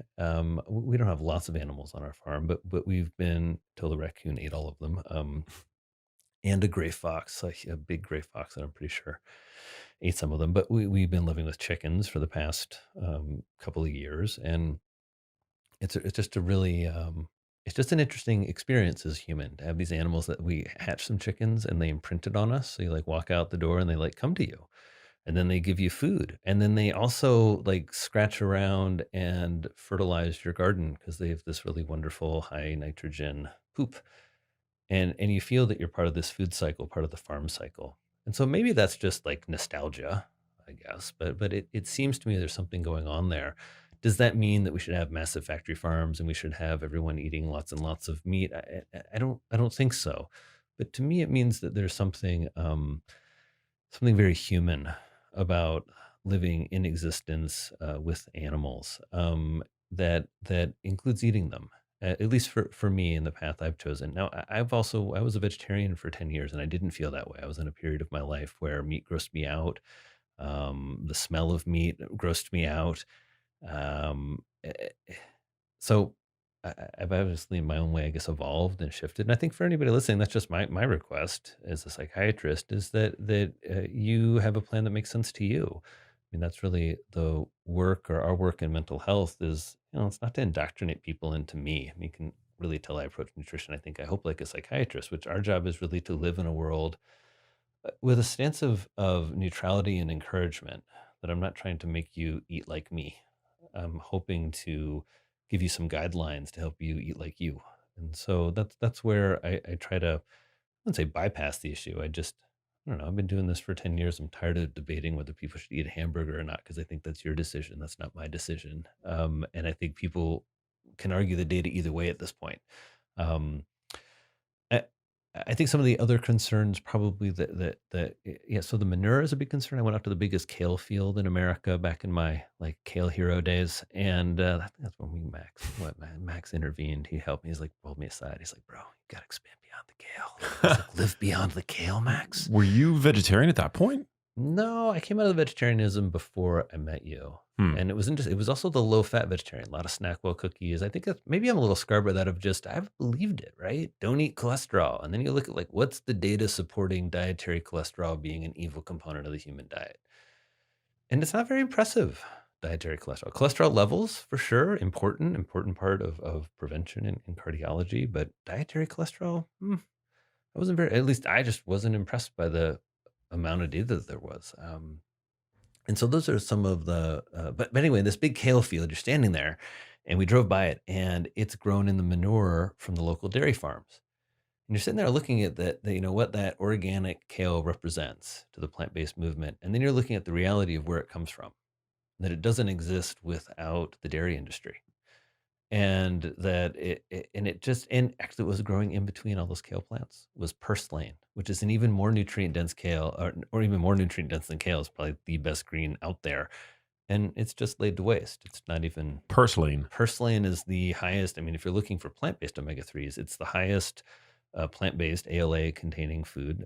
And it is just incredibly nutrient dense. It grows as a weed in most people's gardens. It's got a little succulent look to it, and it's got a little kind of a citrusy, almost viscous. You might even say like that, not the slime of okra, but just a little bit more viscosity, almost like a succulent plant. It's really nice on a grill. If you take like a sprig of it, you can grill it, and super. It's got a really, really nice. So manure, B12, and the omega-3 fats, and then in terms of the ethics of it. Sorry, I keep hitting this. The ethics of it. Well, I'm probably not the best person to talk about that, but in my own thinking, there's something about the value of life and the importance of having gratitude for your food. And whether you're taking the life of a plant, whether you're taking the life of an animal, I think being more aware and involved in that process is certainly one of the things from the vegan movement that I think it's important that everybody adopts. Because I think that leads you to a lot of different places, and a lot of it's certainly those types of ideas, thinking about the environmental impact of my food, thinking about the cruelty around the food that I eat. Those all really influenced me and how I've developed my eating over the past, I don't know, decade. Yeah, I couldn't agree more. Having empathy and gratitude for the animals that were, unwittingly sacrificed, for your benefit, I think is a very important part of the equation. And it really bothers me that people have this perception that it's sort of this mutually exclusive scenario where if you eat meat, then you can't possibly care about animals. You can do both. You can be an omnivore and you can also deeply care about the environment, animals. And it's just like this straw man argument that has come from I have no idea where. But if you're an empathetic person, but you also care about the health of yourself and your loved ones, you can embody both and you should embody both. I think people have a really hard time with death, Max. I mean, I think it's just something that we tend to avoid. I think as I've gotten to sit with people as they think about their own mortality, and one of the things that kind of happens in a psychiatrist's office, or as they struggle with grief and grieving when they lose someone. And I think that there's something about the way that life and death and nourishment get caught up and intertwined together that is just, I don't know, it's easy to oversimplify it. Mm. And I certainly respect that. One of my favorite vegans said to me, "It's not so much that I object to eating meat every now and then. I just know I won't make the right choices, and I just don't want to be involved in that system." And I can really appreciate that. I wouldn't say I always make the my own kind of quote unquote right choices. It's also interesting during the pandemic for the first time, really I kind of moved to a really pastured centered type meat. We buy a quarter of a cow from our neighbor. And so we actually raise some of the hay that it's fed and can watch them grow up. It's really, kind of idyllic and really, purely grass fed animals. Um, and then I like doing that meat share because it also challenges me as a cook where instead of just getting, in that rut that Americans in, right? Strip steaks, ribeyes, and burgers. And and filet mignon. Those are my four love languages right there. Right, exactly, exactly. And well, I don't think that. I think you also. I mean, I think you love. I think you speak a little like beef shank. I think you probably speak a little brisket. You just had brisket for lunch. I I mean, did. don't say like you don't speak. That's but it challenges you to use those other cuts of meat, right? How to learn to use a slow cooker, how to make a great beef stew, and I really appreciated that in terms of expanding my own way that just my family and I use meat. Also, I think it's just interesting around kids. I mean, certainly there's a big debate around veganism and vegetarianism in kids because kids don't really get to make a choice. And there's not good data. I mean, I think that there's so much kind of saber rattling and so much animosity in the conversation and so much yelling right now that uh, sometimes it feels like we really need to step back and say like, okay, there's really not a lot of data for a lot of this stuff, and there certainly has not been longitudinal studies of veganisms in childhood that so uh yeah, and then there are some concerning studies. Like there's the case series of looking at B12 deficiency in women during pregnancy. It was looking at a group that had half the group had pernicious anemia. So that's an autoimmune disorder by which you end up not being able to absorb B12. And then the other group had were vegans. And they just found lasting neurological and neurocognitive effects that just the kids who came out of a vegan pregnancy tend to have I'm gonna this maybe I just want to talk about the results of the study, but it sounds like I'm saying something worse than I am. But they tend to have smaller heads. There were some cognitive findings. I'm not going to remember the exact details, and I don't want to get them wrong on your podcast. But Mm. just the bottom line of that is concerning when you just think about thinking about a population really giving up foods that generally we have always eaten. I mean, there haven't been any purely vegan societies, and I think there's probably some reasoning behind that. I remember once someone was telling me they found one, and like then that meant something. And I was thinking, well, the majority haven't been, and also even if you found a like vegan society, like does that necessarily mean that it's healthy, right, Hmm. or that it's good for cognitive benefits? And that's where I'm saying, like, I think there's a lot of debating right now, sometimes without a lot of data. And so I think what's most important as a physician and mental health professional that people should know is you should have your B12 level checked, whether you're a Hmm. vegan, vegetarian or not, and your vitamin D level. And you should make sure that you have enough of those. You should think about things like the omega-3 fats in your diet. And if there are some things, for example, if you don't want to eat anything that has a face or eat anything with a mother, I don't know.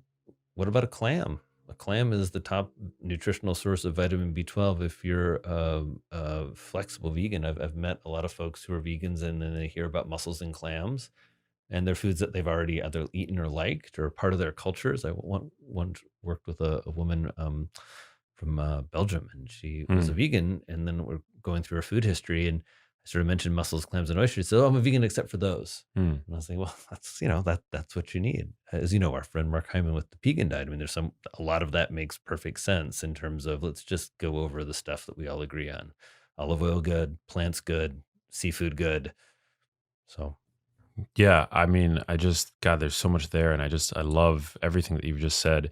I've said publicly, and I stand by this fully that I would have no problem loving somebody, being in a relationship with somebody who is plant based or mostly plant based, but I would not procreate with somebody who was not willing to, at least during the carriage of the pregnancy, consume meat and animal products. Oh, what about if they wanted to supplement like you and your vegan girlfriend? I like imagining this, like Max's super vegan girlfriend, and I'd like to talk. We could probably spend a little bit of this podcast talking about how to find her, Max, if you want. I mean, Maybe. I love talking to people about the relationships. But even if she took like a long chain omega-3 fat supplement, an algal supplement, and a B12 supplement, a prenatal vitamin, and she's eating like lots of healthy plants, I mean, I feel like that would be and she loves you a lot, Max. She wants to have a baby with you.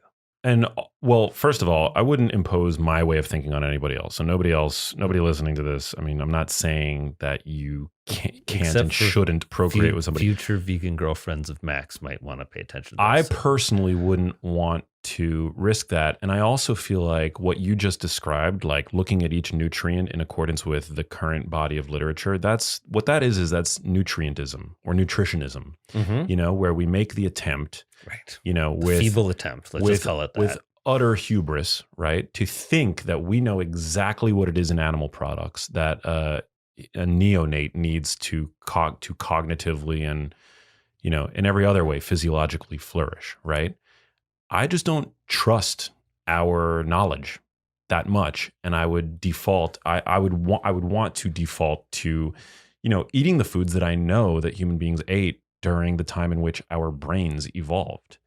Um, Choline, for example. You didn't mention choline. I didn't mention choline. Choline actually, it didn't make the list of 12 nutrients on the antidepressant food scale, and we added it because choline, like folate, is very much tied to pregnancy outcomes. Hmm. So folate, the reason folic acid isn't a prenatal vitamin is that if you have low folate or folic acid during pregnancy you end up with what are called neural tube defects. That literally there aren't enough B vitamin or methyl groups to close. This is the neural tube. So as the kind of you go from 16 cells to like a little creature with a spinal cord, that doesn't go as well if you don't have enough folate. Well, the same types of data exists for choline, and you find choline. I like choline because you find it in eggs and tofu, and so it really like splits everybody in terms of a nutrient that um, uh, are two foods that tend to track with different types of dietary tribes. But choline is just and it's actually one of the only nutrients that's really tied to anxiety. Just a correlational cross-sectional study, but still, that it's an interesting nutrient. Yeah, I think that would be the compromise. And the compromise, which if you're in a relationship with somebody, because again, I didn't say that I wouldn't be in a relationship with somebody on a plant-based diet, but if they weren't willing to meet me halfway during the pregnancy when we're co-creating, What food would you have her meet you halfway with? meet me at like, I mean, at the very least, take like beef liver supplements. You don't even have to Beef eat it. beef liver is, I mean, I don't know. That's not. I don't think that's halfway. That's pretty. I mean, that's like Pretty hardcore. it's a little aggro. I mean, the liver is, I But mean, they it's make them in pills. You can buy beef liver pills. I know. They make everything in pills now. It really kind of it's a strange world we're in, Max. By the way, also the foods that the mother eats also influences the nutritional composition of breast milk. For sure. That was, I mean, that was a part of, I guess, my dad's life over the past decade was my wife breastfed for a long time, and it was really just interesting as a man to participate with that. It's funny when you drink breast milk or talk about having tried breast milk, how many people are like pro brain health and pro food and really like woke in lots of ways, and then they like make a retching sound. And I think it's like one of the most misogynistic things I've ever seen, because breast milk's really delicious. It's a little bit sweet. It's by far the best brain food, and I think it's yeah, it's one of those things that certainly food affects. Also, the palate of the child Hmm. is influenced. So if you're a mom just eating lots and lots of processed food, so lots of sweets, lots of sugar, right? You're going to have a breast milk that, and the child's going to have an in utero experience where taste develops. That's just different than a mom that's eating lots of garlic and lots of seafood. And so, again, there's when you're thinking about having kids and starting a family, I just think these are the types of things that make parents really, really neurotic. But there, I think, is great data and beyond that, just lots of great experience of how having a family can be done in really, really healthy ways. I think that's exactly the opposite of what gets marketed to us as parents, where like, oh, you see your commercials of like, it's total chaos, time to order in, or don't you need like more processed food to make your life convenient, or like, don't you need some gel that's green for your child to get their veggies? And it turns kids into this, like, I don't know, somehow they're horrible when they're just trying to like figure it out and get fed and not eat disgusting stuff, Hmm. which a lot of adult food tastes disgusting to children. And parents who increasingly, even if you're not a helicopter parents, are just aware and very worried about kids getting proper nourishment. And I think that's where also the supplement becomes such a, even even in my house, my kids will my son will get up on the counter and I'll say like, "Dad, can we have a multivitamin? Because we haven't had one for like a week, just in case." And you'll hear me say like, "Oh, this multivitamins," but in the dad mode, I'm like, "Yeah, yeah, sweetie, just in case." And it's a type of, I think, a type of thinking that forgets what we are. It forgets that we're like alpha predators, giant cerebral containing creatures that like can live on cardboard for a week, Hmm. and that we can extract all the nutrients we need from a variety of sources because we have this massively big metabolically hungry brain. And so, Yeah. I Max, just I'm trying to figure out. God, so the vegan girlfriend that you're gonna have a baby with is really intriguing me, and yeah, and I want to talk about all the barriers between you and she. But I do think the beef liver. Maybe you should take the supplement. But I'd want you to try the mussels and the bivalves with her because I think those. I mean, they're very well, romantic. I'd be down, but those are not vegan. I'm just Well, but saying neither if is the she beef liver supplement. I I'm just saying mean, we would reach an impasse if she were not willing to compromise with me temporarily. I'm not saying that I want to dictate her diet. yeah, but Max, there's a difference between the big brown eyes of a cow and then that little like, clam that's just gurgling in the sea. I just think you should appreciate her perspective. If that's what she's worried about. She's got a lot of feelings. I would completely appreciate her perspective if she were willing to also appreciate mine and that we could meet in the middle. Because at the end of the day, what the brain, it's you're influencing something that's going to have lifelong repercussions on this child. I think I want to be your digital wingman now that you're looking for Yeah, love. And yeah, and I think, and just so all of the women listening, vegan or not, I'm going to be here to help you and Max through this stuff. I love that. You'll be the best man at my. I See right there, the wedding. Like, what, are you gonna have like a vegan aisle and a non-vegan aisle? Be like, over here we've got like the whole hog, and have to be like a divider, because a lot of her vegan friends will probably be like you're gonna. It's gonna be a complicated wedding to plan. But I like this. Probably one of my favorite things as a shrink. Too fair. I love helping people buy their first car. You do a lot of that in my business, and I love wedding planning. It's Hmm. really, it's like It's like the best part of the job. Is it? Yeah, I've got very little experience with that, It's going to be beautiful. but it's interesting, like the reason why I feel so strongly about this is my mom early in her life, she was a meat eater. Um, she was always health conscious, but she ate meat early in her life. Like I remember she would always tell me that her favorite thing to eat was, which I think I've maybe tried it once or twice, and I always thought it was a very weird thing to enjoy as much as it seems like she did. But she used to love, when she was like a kid, she would tell me she loved like beef tongue, which I always thought was kind of strange. But then as she got older and she became more and more empathetic, my mom, um, for most of my life, she was a vegetarian. Uh, but during the time in which she, I think like probably just maybe a year up until maybe a year or two after she had me, she was more of an omnivore. Her diet was more omnivorous in its, in pattern. Um, and she basically stripped her diet of some of these more nutrient dense animal foods. And instead she started reaching for the foods that were like, would have that red heart healthy logo on them. And I'm not saying that the removal of animal products is why my mom's health ended up being so disastrous, which, anybody who knows me and my story, regular listeners of this show will know, it really was terrible. It didn't help her. And I do think, my hypothesis is that if she would have had a more sort of balanced diet and, had she incorporated some of these more nutrient dense foods, I don't know. I think, and I'll never be able to prove this, but I think that she, would have had better odds. Um, but nonetheless, I mean, she had I think a more balanced diet, and um, and I appreciate her for that because I was born premature, but I've had very few like health problems, up until this, or at least to this point in my life, knock on wood. You're looking pretty healthy still.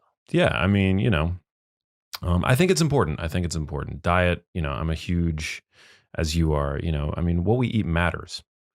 Um, and there's so much convoluting, biased information coming out there. And, it's never as simple and straightforward as people like to make it out to be. Um, and so I think at the end of the day, you have to default to logic, to common sense. And, when looking at the nutrients contained in animal products, I mean, it's like plug and play for our body. Plants are amazing. Like, I love plants. I eat them all the time. We just had lunch, but in many ways, plants have like a different operating system than us. Whereas when you eat, like, when you consume, um, red meat or mollusks or whatever, you're getting the nutrients in those foods in the bioidentical forms in which they present in your body. Yeah, and many of them are more bioavailable when you look at things like zinc and iron, where plants have worked very hard to get those things out of the rock, and then they hang on to them very tightly. It's one of the reasons that cooking plants or cooking things like beans and lentils is so important, is the anti-nutrients that people have been getting folks worried about. Unfortunately, those dissipate when you cook them, just so you know. Yeah. But I like to say that you're saying that they serve a little bit of a different function, right? In the terms of, you're thinking about, fats and proteins you end up getting from animal products, especially long chain fats, and then the plant world, really thinking about how we fuel and feed the microbiome, and then also I think keep us full. I think about what so many people struggle with is feeling full and satiated, Mhm. and I don't think that's something you and I struggle with very much. I don't think it's I don't think it's because of our, like, I don't know, genetics. I think it's because of probably the way that we eat. Yeah. Do you like, even when I do get hungry, I don't find it's like an overwhelming thing. Not that I ignore it. It's just, I don't know. I feel well nourished. Yeah. I prioritize protein and I prioritize, fibrous veggies.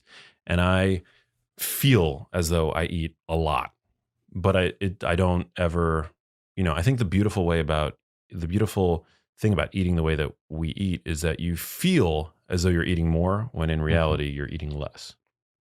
Yeah, that's exactly right. And I think that's where that kind of, I don't know, that combination of having the proteins, and the animal-based proteins, and having the plants, where, as we get into this kind of dialectic and this division of It's like you're one or the other. I just think it really and it misses the point, and I think it misses evolutionarily what we've done. Max, I also want to go back. What you were talking about, I think, is also interesting a moment ago with your mom, of thinking about how also our dietary advice, we don't often shift it. Certainly in the general media landscape, it's not specific towards life stage. So we sort of think about pregnancy as like, well, they need a lot of food, a lot of nutrients, right? Making a baby, and then kids are like, they need a lot of food too. They're growing, and then as people age and want to avoid dementia, well, they need a lot of plants and olive oil and red wine, of course, the number one food to fight dementia. Right? And talk to anybody in their 40s and 50s, and you take their dietary history, eventually they look at you with the wink and they're like, don't worry. I drink red wine for my brain. It's like, okay, that's not one of my power player brain foods.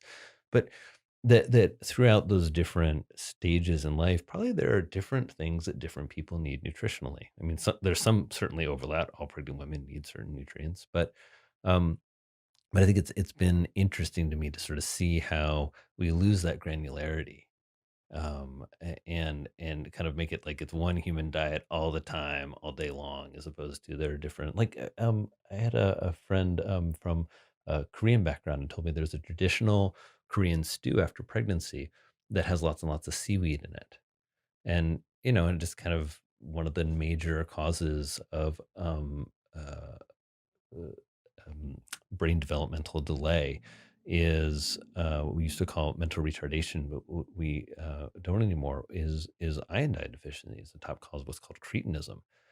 And so, there are all these kind of ways traditionally that people have really, one way or another, figured out these nutrients in these foods that are so important. Seaweed is another one of the power players. It's just such a concentrated source of iodine.